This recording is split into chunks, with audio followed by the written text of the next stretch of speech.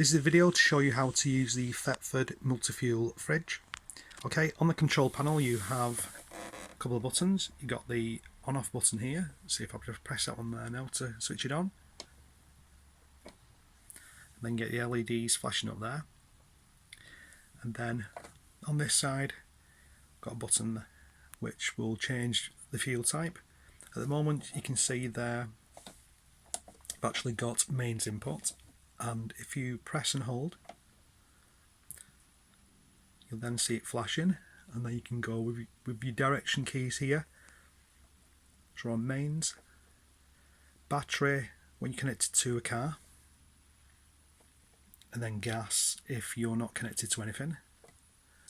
Okay, so right now we're connected to the mains, so choose that, then press this button again, and then the next thing that flashes up is the temperature.